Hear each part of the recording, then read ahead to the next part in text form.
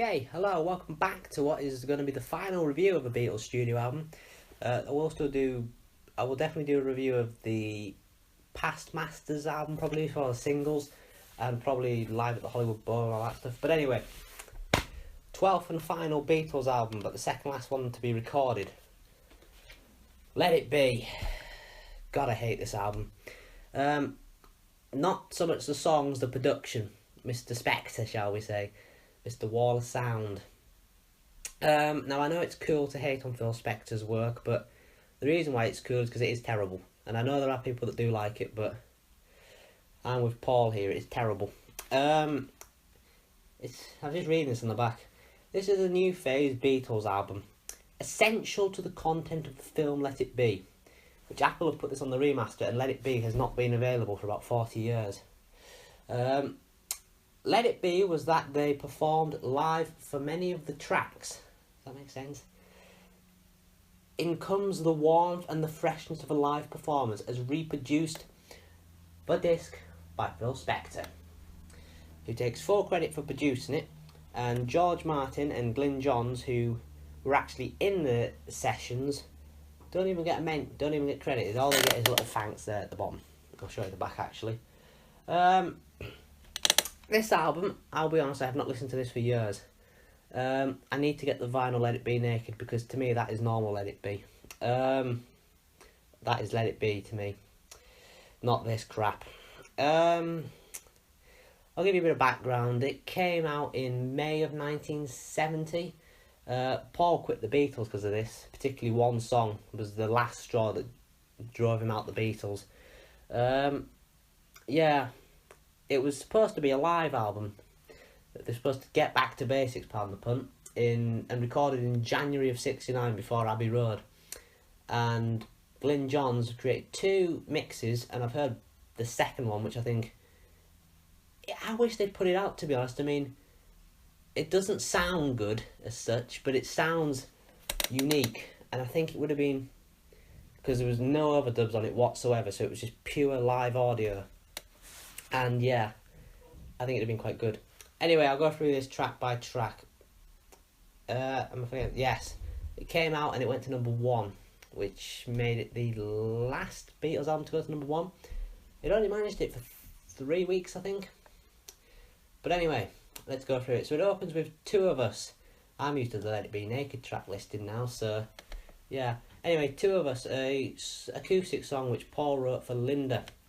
Although many people believe it was more for John than Linda, which I kind of think that way as well, because I think, the You and I Have Memories Longer Than the Road That Stretches Out Ahead. He'd only known Linda for a year. That's quite a strange lyric for someone you've only known for about a year. Anyway, after that with Dig a Pony, one of the ones that got performed on the roof. I like this song. I like it, yeah. Good one. Then we have Across the Universe, the first song which Phil Spector screwed up with his Wall of Sound, because this was supposed to be a live album with no overdub, so he came in and spent, I think it was about 3 days, shoving orchestras and choirs and everything all over these tracks. This one isn't quite as bad, from what I can remember, but yeah, Lennon McCartney song, John sings it. It is a good song. Yeah, it is a good song. Then we have I'm in Mine, the last Beatles song to be recorded in, all these songs except this one were recorded in the January '69 sessions. This one song was recorded by George, Paul and Ringo in January of 1970, so a year later. And even George Martin and Glyn Johns were involved in that. Phil Spector had nothing to do with it, but still he's taken all the credit. I'm in Mine, again, has the Wall of Sound thing on it, which I'm not criticising the Wall of Sound as such, because I do think it's alright, but what I am criticising is it's not Beatle. It's not Beatles. After that we have Dig It.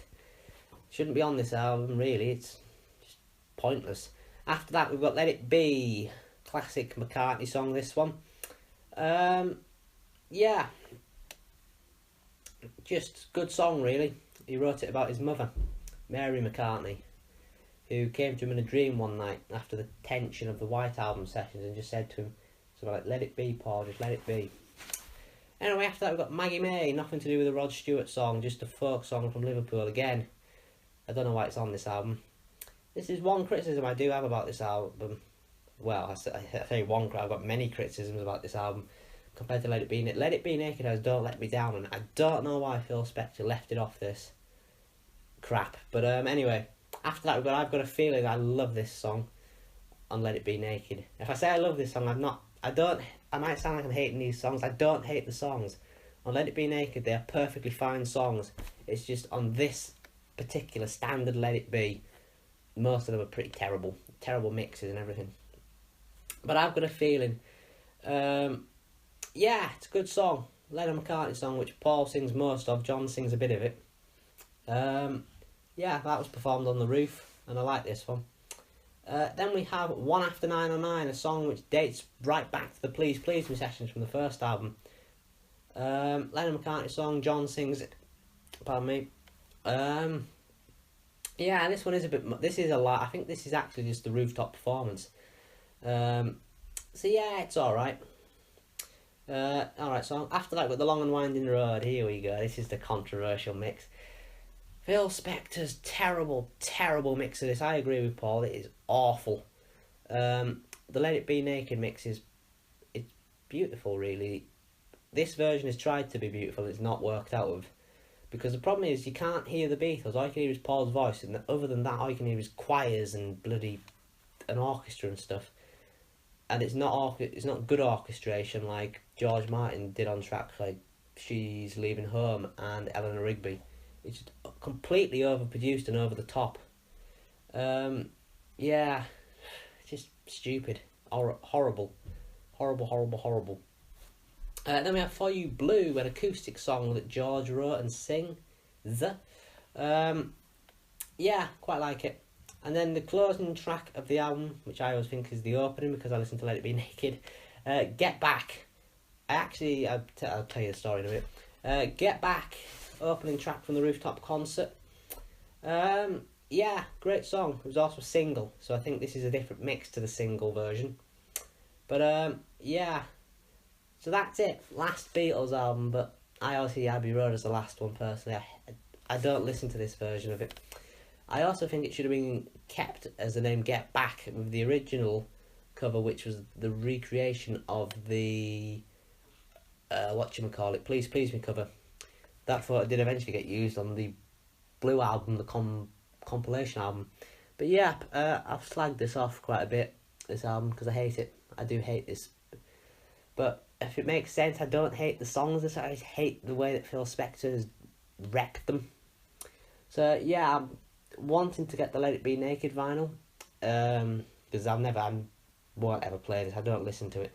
And then I might do a review of Let It Be Naked, where it will probably score pretty highly. But this, if I'm being nice, can have a 4 out of 10. But if that's because I'm feeling nice today, most days I'd probably give it a 2.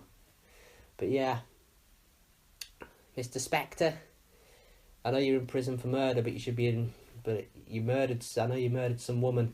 You murdered this album as well, mate.